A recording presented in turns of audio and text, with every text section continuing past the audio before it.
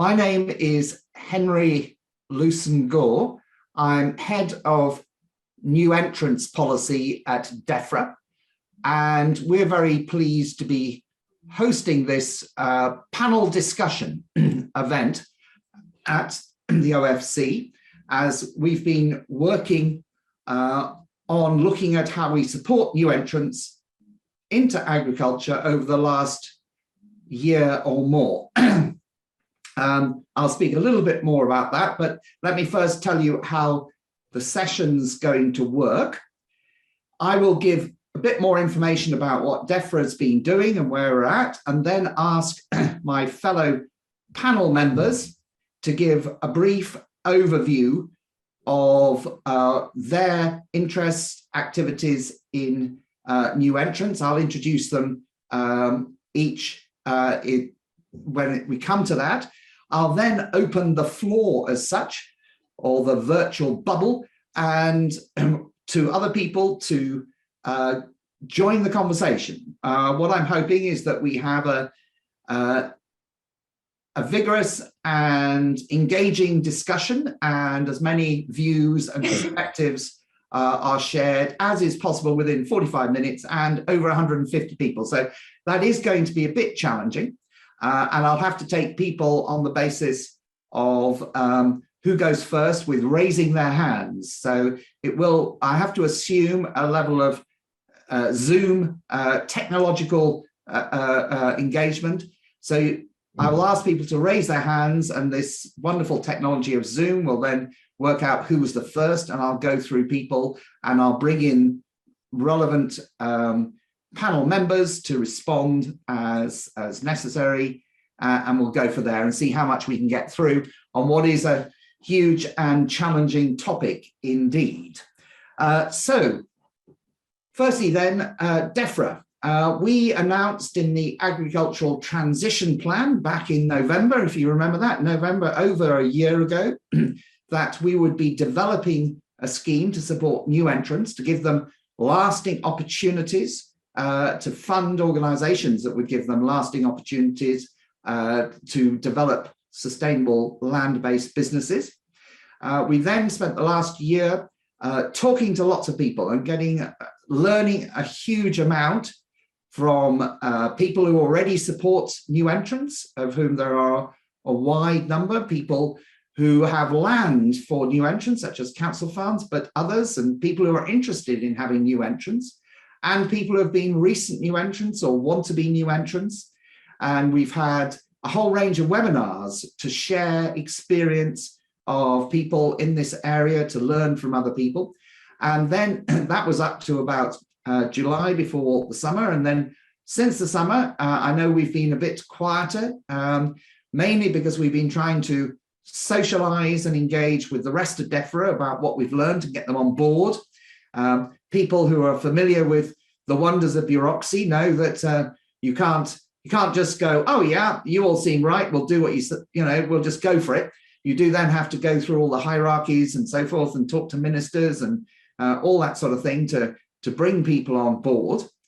And the key sort of conclusions of our engagement process was that the big challenges for new entrants were accessing land, not just any old land, but land with the right infrastructure, accessing finance, which I think was almost the biggest issue, particularly obviously as new entrants don't have the history to get finance, and maybe not the assets that's needed.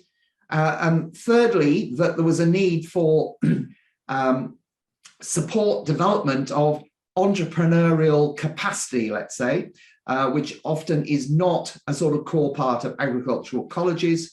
And obviously, we're looking particularly for innovative new land-based businesses to address the major challenges we face, both in terms of the whole new way the economics are going to work post-EU exit, and with the reductions of the BPS and the introduction of ELM and so forth, but also the broader challenge of achieving zero carbon, and radically changing how we farm from a environmental perspective. So huge challenges, huge change facing the sector, and the clear need for fresh thinking, fresh ideas, but the ideas that are not just based on bits of paper scribbled on, but actually have the sort of skills, understanding to make them successful. And basically where we're at now is that our Secretary of State is really keen to pilot what he calls incubators for new entrants, and we're beginning to flesh out what those pilots may involve. And we're having some further discussions with our ministers, and we're going to go back out to a lot of the people that we talked to previously last year to also get input into how to make those pilots a reality. And we hope it's going to be very tight because we have lots of bureaucratic hoops to jump through, but we hope we might be able to start piloting incubator support in the next winter. But don't take that as a commitment, because it's amazing how many things you have to get agreed and ticked off and so on before you can run processes to recruit people who are actually going to do the piloting, and they obviously have to recruit people to the pilots and so on. So quite a long way to go on that to facilitate it. But today I'm keen also to hear from a range of other people who have been involved and have experience in this area, which I'd like to share as a starter for other people to respond. And I know a lot of people, I can see names flashing up and faces and so on. I know a lot of other people have a lot of experience and knowledge as well. But to start the conversation, I'd like to invite firstly Laura Brady of Wonky Parsnip, which is nothing to do with wonky parsnips at all, to talk a bit about her experience as a new entrant, and what she wished she'd learned, which she didn't, or maybe what she did learn that has really helped her incubate her business and get to where she is today. So I'll just ask Laura now to talk to us, give a quick 5-minute overview of that. Yeah, hi everyone. My name's Laura Brady. I'm down in Canterbury in Kent, and I'm just going to give you a little quick 5 minutes over about what we do down here. So I started the business, which is called the Wonky Parsnip, when I was 22. I'm 26 now. So the business is basically a 2-acre plot of land where we grow over 150 different varieties of vegetables, salad and herb crops, mainly selling into London restaurants and restaurants in Kent as well. And over the years, I've now developed it. We have an on-site restaurant. We hold events most weekends, especially in the summer. And we do a lot of pick your own stuff and bits and bobs like that, as well as educational visits with schools and courses and kind of the whole shebang, the whole diversification branch of what we're doing. So yeah, I started the business when I was 22, so that's 4 or 5 years ago now. As an agricultural graduate from Harper Adams, had a bit of an idea of what I was doing. But obviously starting a business from scratch is always a bit challenging. So the things that I wish I'd learned, or my top tips, this is what I've been asked to give you. So yeah, probably my biggest top tip to anyone starting any kind of business is to keep amazing sets of accounts. You can't benchmark, or you can't see if you're actually doing well or something's losing money unless you keep really, really good books. Kind of write absolutely everything down, from what you're spending and what's coming in, and just keep it really, really accurate and really on top of it. Kind of make it a job that you do every couple of days to keep that updated, so you can see where you're kind of going right, where you're going wrong.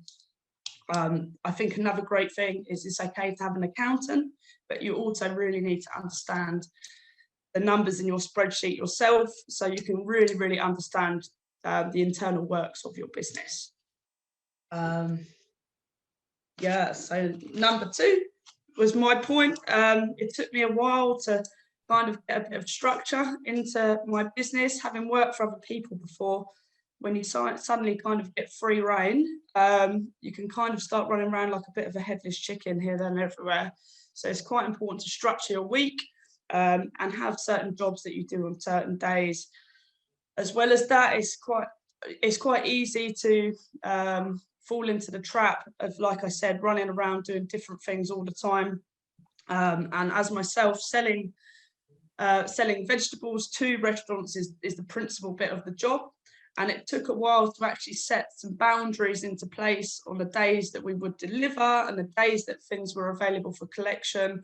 It kind of started off, we'd let anyone come at any time. So once we chose and set a delivery day, you kind of get your customers to start working how you want to work to make your life a little bit easier.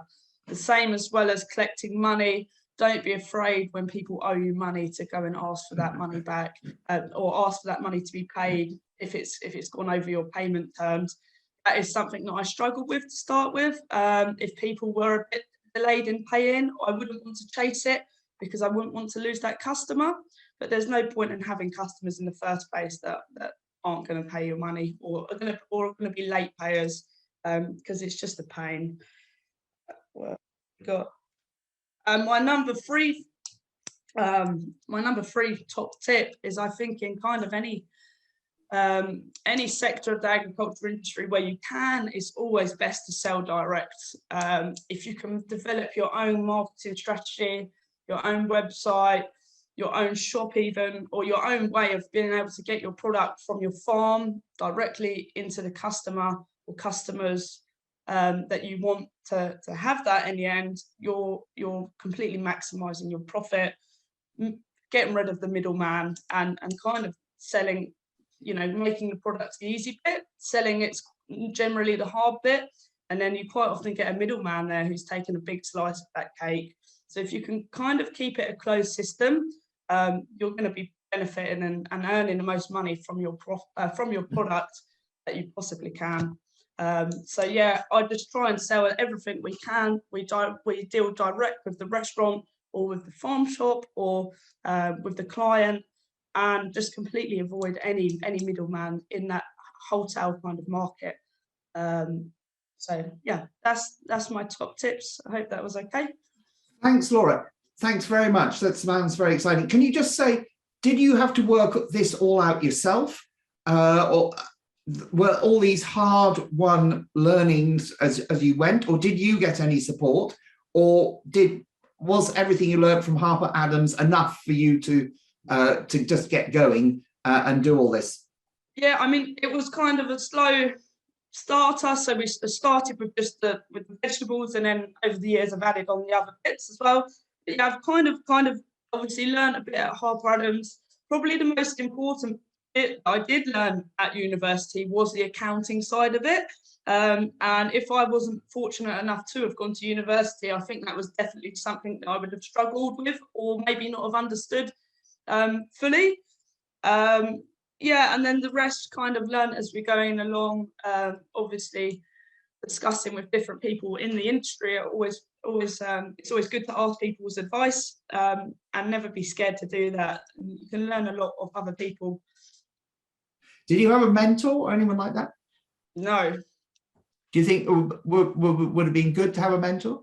Yeah, I think it would have definitely been good to have a mentor, especially for kind of things like, the more important things like the legislation and the food safety side of it for me. And we try and grow organic here as well. So just kind of the legislation and the paperwork side of it, that takes quite a lot of research to find out the information on your own on a website, or looking around just to make sure you've got everything kind of right and being set up with your local council correctly. It's all important stuff, and there's no one really to go to and ask for that kind of information at the moment. Brilliant. Thanks very much, Laura. So no worries. Tim May is estate owner manager of Kingsclear Estate near Basingstoke, which we visited recently and I found really inspiring. he's at a different end with 2,500 acres, and rather than 2 acres Laura has. So Tim, could you tell us a bit about how you supported new entrants and your approach? Yeah, sure. Thank you. So as Henry says, that's what we're trying to do. We're trying to look to build a more integrated sort of mixed farming model with 20 plus partners, all sort of doing different things on the farm, whether it's actually processing the raw material, growing the raw material, processing that into something, or marketing it into the future. And one of the big things the big challenges that I found in doing that in this sort of regenerative farming model is that it's really hard to just employ people to do that, because you kind of need a bit more people with a bit more entrepreneurial spirit, a bit more sort of a disruptive mindset that are prepared to do like Laura's done and sort of take charge themselves. So we need to find ways of embracing that sort of mindset within our business, and the employment sort of route doesn't really suit that. We need people that are more prepared to go out on a limb and work for their own business, so we need to enable that. So that's the big thing that we need to try and achieve. What we've done this year is released a thing called Pitch Up, where we opened up to anyone who was interested in a regenerative farming model, where they could either farming or processing or value adding model, and where they could pitch their ideas that would integrate into our business in some way, and then we would take all those ideas and select a couple to take forward and progress into an actual running business. And what we provide is the business knowledge and the sort of administration type stuff, obviously access to land, and a degree of access to capital as well. They're really depending on where their business is at, whether they're in that sort of early R&D stage, or more of an innovation, or they're actually into the growth stage. So trying to classify where the proposal is at in those sort of that business cycle is quite important to us. And a couple of examples we've got at the moment, we've got the roaming dairy, which is running 450 milking cows on the farm, and they've got a mobile milking parlour, and Ollie runs that. He owns the milking parlour. We own half the cows with him, and we put half the inputs in, and then we share the milk price according to what we put in. And then we've got another one called the Rolling Eggs, which is a mobile egg laying facility which runs behind the dairy, and exactly the same situation. He came from that's where he is now. He's very sort of in that growth stage, but he came from a stage knowing nothing about farming at all. And over the last 7 years, we've started, introducing agriculture to him, tractor driving, that sort of stuff.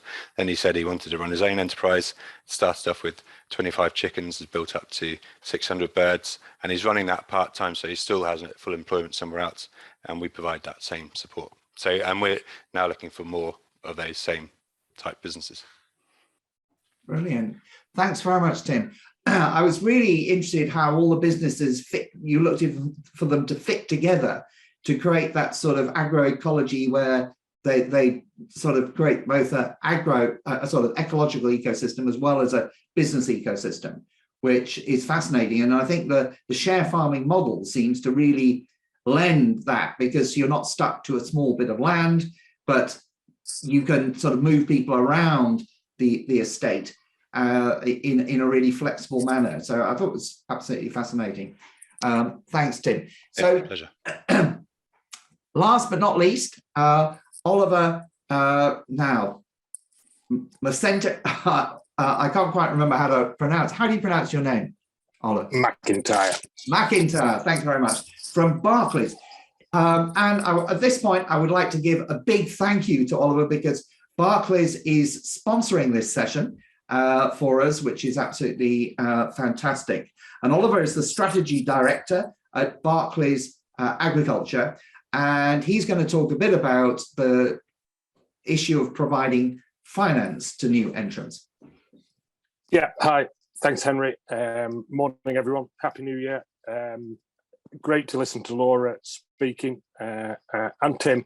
and also to hear a little bit more about the Defra model for sort of incubator units for people to get into agriculture. That's great news. I suppose, why is Barclays sponsoring this session? Well, new blood's vital. It's even more vital at a time of great change, which is where we're at the minute, as we're all fully aware. And it is important to get people into agriculture, and people who aren't just sort of steeped in agriculture all their life as well, because new people bring new ideas, and that's what we need at challenging times. I suppose the challenge, speaking as a banker, and throughout my career, I grew up on a small family farm. I've done ag college, I've managed farms, I've done business consultancy, I've lent money, and now I've got this job. So I've seen the industry from many, many different sort of aspects and sides. And the challenge banks have with new entrants is, Henry's touched on it, as did Tim, the asset base required to get into agriculture, into practical farming is usually very large, even on a rented unit. But as soon as you slip into the owner-occupied sector, you've soon got 2 commas in those figures quite quickly. And the other thing is sort of demonstrating that experience and that track record, which is what banks need. Banks fund businesses, and when someone's got a seed of an idea, they've got to have progressed it a little bit further down the line for a bank to get involved and start seeing what can be done and what can be supported. Because at the end of the day, when a bank lends a business money, they're actually investing in the person or people who walk through the door, and whether they have the belief that those people can deliver the business plan that they're presenting. And I think it's really interesting to hear Laura talk about, have an accountant, but you've really got to understand your figures. I couldn't agree more with that, Laura. I always use the example of Dragon's Den, which is on the TV. It's not always the best business ideas that get the funding from the dragons. It's always the people who know their numbers inside out. And, when you think those guys on Dragon's Den are all investors, that's exactly what the bank's doing. It's investing in the people who walk through the door. So banking, I'm afraid, is a risk business. So if we get someone who walks through the door fresh out of agricultural college and asks us for £500,000, the answer's probably going to be no, because they don't have that knowledge, they don't have that track record, and they can't demonstrate their ability to actually deliver that business plan. What you've got to do is look at reducing that risk, and that increases your potential for getting bank support. And I don't know Laura's full sort of finance story, but my guess is that, in the next year or two, she could actually be in a position, because she's demonstrated that track record of running the business, she could be in the position of approaching a bank and saying, right, now I want to expand. 2 acres isn't enough. I want 4, I want 6, I want 8, I want more polytunnels. And because she's got that track record of the last 4 or 5, 6 years, she's actually going to be in a great position to get some support from that. Likewise, with the incubators and the models that Tim's been talking about, what a great project to actually give people, enable them to demonstrate that track record and the ability to run a business. And that's when banks get comfort. What I will say, because I know we're sort of running a little bit over time, I think, Henry, I think I'll just wrap up by saying, one of the big challenges is asset base required. So think small. Tim's example was someone who started with 30 chickens and selling eggs. What a great example of someone who's built up a business. Build that experience, build that track record, know your numbers, know exactly what you're going on, and focus on what you're good at. My brother has his own business. I was self-employed for a while. The 2 best investments my brother made, 2 best investments my mother made were me and my brother, clearly. But the 2 best investments my brother made were employing someone in the office to chase his money, because he admitted he was no good at it. Like Laura said, it took a lot of courage to chase people who hadn't paid you. And actually, he paid a salesman to go out and sell the contracts that he needed to make the business grow. So focus on what you're good at, build up that track record, and remove the risk levels from the business when you're looking for support from a bank. Very brief, Henry. I'll hand back to you, because otherwise we're not going to get any time for questions. Thanks very much, Oliver. And I think that point of specialising, doing what you're good at, is a really good one, because it so often seems that if you're farming, you've got to do marketing, books, growing, the range of skills that you need or you're expected of is just no one could be brilliant at everything like, all of those, could they? And I think that's why Tim's model also of having different people specializing in different areas on the same farm, collaborating, sharing knowledge, etc., is really interesting and really impressive. So we've got a few questions, but also I'm willing to take hands up now for questions, comments. Meanwhile, Emily, how does Tim help all of the businesses communicate effectively and resolve issues? There's a nice short question for Tim, while other people think of others. So basically, yeah, just trying to have regular meetings, and so that they're with the partners, so they're all chatting to each other, but they actually work with each other all day long anyway, so they're doing that. But the communication of the selling the product is quite an important thing. So we're trying to let them all have their own individual brands, but then market them under our bigger brand. So like a Nestle having that, and a Unilever having the big sort of overarching brand, but then all the other, like the Cheerios or whatever on the side. So trying to work. So they got their own autonomy, because eventually they might want to move on, so they need to have their own brand, but then also trying to keep it in the same stable as us, so that it all looks like one product. All the different products look like they come from the same stable, if you see what I mean. Thanks, Tim. Another question was for Laura. How you find support from your bank, finance companies? And that's linked to how did you get your land? So, and I hope you picked up that Oliver's sort of keen to talk to you about lending you more money and expanding your business.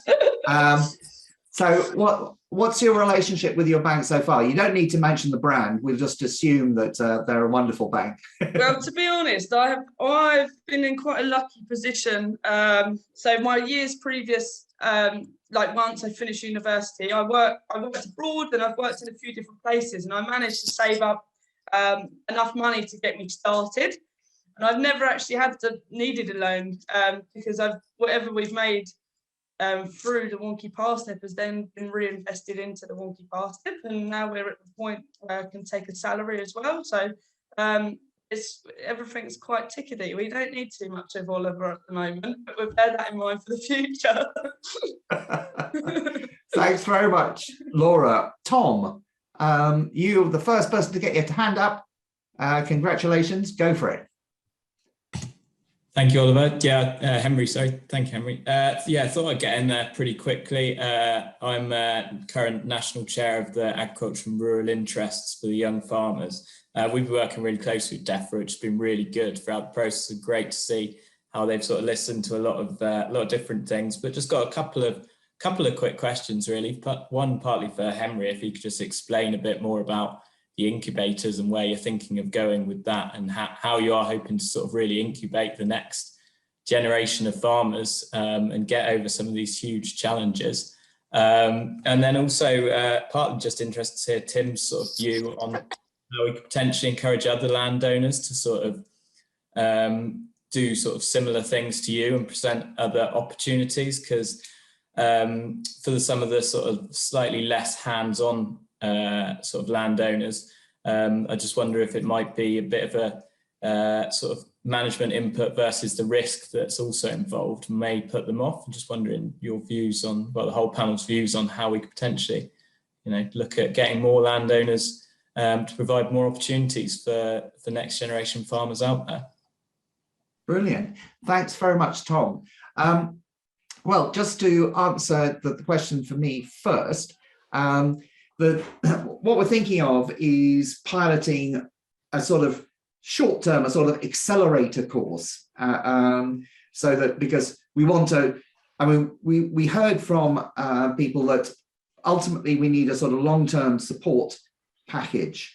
So what we thought we'd do in terms of piloting, because we can't really pilot a 5-year course, a support package or anything like that, we thought we'd have a pilot sort of acceleration 3-4 month program that would be about building entrepreneurial capacity, which could be aimed both at people who currently don't have land, aren't at land, but want to get onto a land-based business, and those who also have a level of experience, 4 or 5 years, maybe people like Laura, who might want to spend over winter when things are a little quieter, sort of a combination of sort of weekend and evening sessions where a range of development opportunities were given, including peer group learning. So putting together maybe groups of about 12 for a range of different backgrounds and situations who can learn from each other, with at the end of this process having some sort of panel that people pitched to, which could involve people who are landowners and people who are finance providers. That we can't promise that this will actually lead to land being available or finance being available, but going through having a sort of dragon's den to give people feedback on their ideas to help them develop them further. So there's a sort of an end result, and we would evaluate that from the experience of the participants, a sort of assessment sort of before, what we were expecting, what do you want to do, and then afterwards, how did it turn up, and also from the feedback of the people on the panels. Has this worked? Do you think these people have promise and potential, and try and understand what was helpful, what was unhelpful, and try and do this in a variety of places around the country. So that's the sort of emerging idea, and we're going to be talking and discussing further on that. Tim, the question to you is, so you're doing this great incubator sort of model.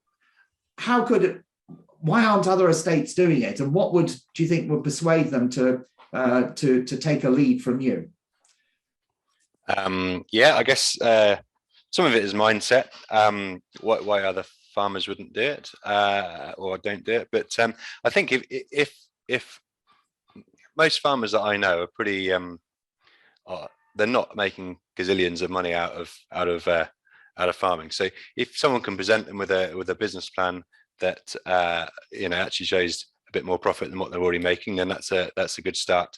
But it also needs to be very sort of almost low risk to the farmer. So one thing we're trying to do on our farm is make everything mobile. So if someone came along to me and said, I want to start a dairy, I'd be a bit scared of investing £1 million into a load of concrete without really knowing that dairying was working, looking at how the dairying industry sort of been going historically. But a dairy that's on wheels, that's mobile, that can be taken on and off the farm, completely changes that whole mindset. So making the infrastructure mobile is one way of de-risking it, but presenting a really sound business plan is one way for someone to go out and approach their local farmers with ideas.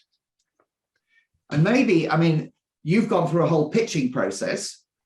Maybe you could try and get some other people to join your pitching process next time for onto their land too. Yeah, without a doubt, that as we go forward with this, there's going to be enterprises that don't quite suit us, but that would suit other farmers that I know in the area, or other people that come to me with their land and their opportunities as well. So I'm sure there'll be a bit of a marrying sort of dating agency thing going on in the future. Yeah, definitely. Brilliant, thanks. Fergus. Hi there. Just a sort of a bit of an odd question, really, sort of branching over everything that you've all mentioned. Obviously, you've got this idea of incubation hubs, but obviously one thing that you want to be really wary of is obviously having areas that have got really key beneficial support and areas that obviously are really quite, struggling to get support. So what you want to try and avoid is obviously that idea of an imbalance of support being in certain localities based on just the support that's there. Would it not be worth looking at sort of trying to create a national agricultural resource bank sort of thing? So farms like Tim's that want to get involved in these sort of schemes can sign up to a database, and that can put people then in contact who've got these ideas, can sort of get in touch with them and have that sort of putting them in touch with people that they need to be in. So signposting them from the entrepreneur to the farm that could suit their needs. And obviously, the farms can tailor what suits them, whether it's chicken, livestock or crop ideas that would work. And then obviously you could even look at that potentially being the sort of first step on the way to getting the banks involved, because it could be, you've got this pathway to show that you've got this trial idea, implement it for a year, see if it works, make any changes to the business plan, and then present it to the banks for investment? Well, thanks, folks. I mean, we have. I mean, other people have suggested that we need to move towards something that's a bit more national. I suppose we're thinking in terms of the piloting that we might actually be piloting more locally, but in a number of places. And then thinking how that could be national. So your idea might be more the next step, possibly depending on the feedback and how that initially goes. But I think, you know, it's certainly something that other people have suggested, and it's very much on our radar. John.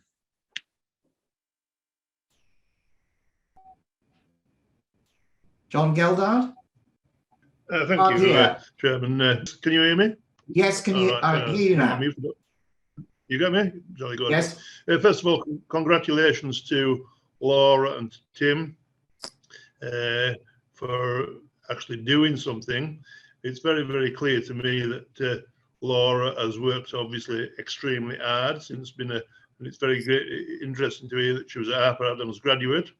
There's many of them about in the world that have done extremely well, and I hope that she's going to prosper in the same way. I would like to know what Laura's considering to be her biggest challenge over the next 4 or 5 years, because she's got a business to a position where she's obviously deciding now how to double it, how to take it forward. I think it's a business with great opportunity, because I think people like Laura and Tim, who are looking at our food industry at the moment, rather than just planting trees, is very much in the national interest, because I think food security is something that our governments and our politicians have been oblivious to because of the panacea of the last 35 years, where there's been plenty of food for everybody. So people like Laura that are doing these things at small beginnings have great opportunity, I think, to grow into great things. I think the very interesting thing is that she's got out and she's gone and sold the produce to people that are going to pay the premium price for it, rather than it having to go through numerous hands to retailers, etc. And she's in control of getting her money in, etc. So without going any further into, I could go a lot further, but basically, yeah, we haven't got much time. What is your biggest challenge? Yeah, biggest challenge, Laura. My biggest challenge, I suppose, is to decide what to do next. We either take on some more land and grow more food. But I'm worried if we start growing more that our margins will start to go down, so we'll have a lot more to sell. Or we start getting into a bit more of the education side of the business. So that's the biggest decision next. What do we do next, really?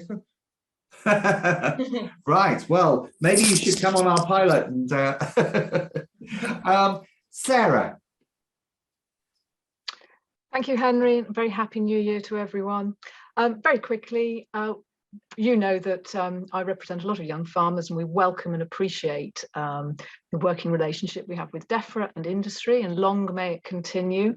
So, question to you, are you confident, Henry, after all the things that you've heard and seen during 2021, that there's a positive way forward for a collaborative new entrant scheme for young people in the future? Yes.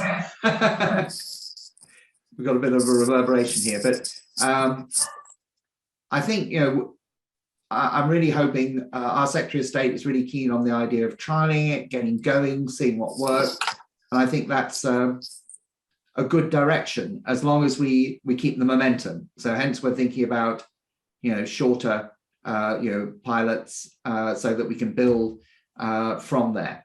But I think, you know, piloting obviously is a key approach that's used across Defra, and I think it is a good way of continuing to learn from all the people who are involved and build over time. So yes, I'm feeling positive. And can I ask that we carry on talking to you, and any opportunity for you to come out on farm and meet more young people, please do take it up.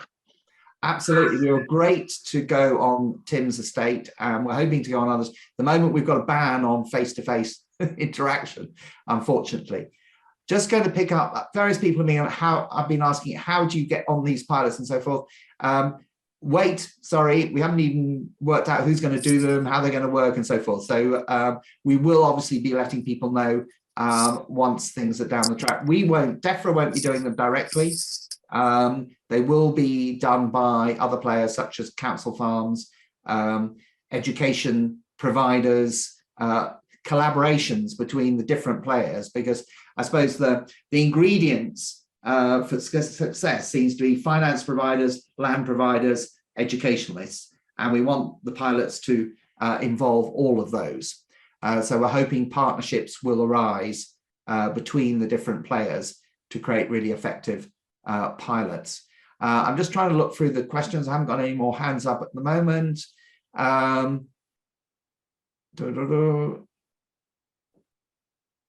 We got some statements. Have I missed anything? There's so many comments. Any other hands up? We've got 3 minutes to go. So there's criteria for new entrants. No web link. Criteria will be worked out by the people who will be managing the pilots. But obviously we're looking at entrepreneurial potential really as a key element, though people will need the sort of basic skills as well, of farming, horticulture, or whatever it is that they're planning on doing. So we will be expecting, it could be conservation skills, the technical skills to be there, which can then be married with entrepreneurial capability. Though we will ultimately be going back and looking at how do we pull in a whole wider range of people who may not immediately have the relevant skills, but that will be separate. Any other? We've got 2 minutes to go. I'm just going back.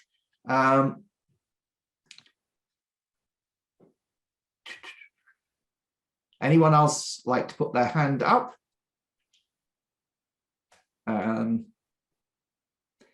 Okay, any last things our panel would like to say or pick up that they've spotted in the questions? I'll just go through. Laura, last thought. Hello. Last thought. Yeah, I think that if you take anything away, it's kind of what Oliver said as well. There's no point trying to get involved or start something if you're not super passionate about it. Don't feel you're pushed into a certain area because it's what your parents do or what you think you should do. You really need to, it really definitely needs to be your hobby, something you want to go home and read about and that you're really genuinely interested in. Otherwise it just doesn't work, because the amount of hours that are needed to start a new business or a new enterprise is phenomenal, and you genuinely need to be interested in it, otherwise you're not going to be able to learn enough to succeed. Thanks, Laura. Tim? Yeah, I think a big thing for me is always keeping your infrastructure as mobile as possible, because that gives you much more flexibility. It means if you fall out with one landowner, you can move to the next landowner without investing a lot of money and getting upset. So the more mobile you can be, the better. Yeah, there was one comment I've got also. It's not age-based, the new entrants. New entrants are just new people coming in new, all ages. Actually, a lot of entrepreneurs are in their 50s. As someone who is almost leaving the 50s, I take some, Oliver, just quick message from you.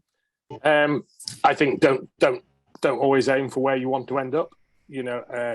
Tim had a great example of someone who started with 30 hens and now he's milking cows with a share farming agreement with Tim's support. Sometimes you've got to take an alternative route. Nobody's going to walk out of college, work for 3 years and then get a tenancy milking 400 cows. Try the alternative routes, and it's a great way to learn, as Laura told us. You've got to make mistakes to learn, I think. Fail quickly, isn't that the cool thing? So thank you very much, everyone who's joined us. That was a great turnout. It's been very short discussion. Obviously, this is a huge topic, so do keep involved. Do look out for further information. We will be talking to lots of people over this coming year, and I hope you'll be involved. Thank you all. And I think we have to finish there. Okay. I hope you enjoy the rest of the conference, and thanks to Barclays again for sponsoring.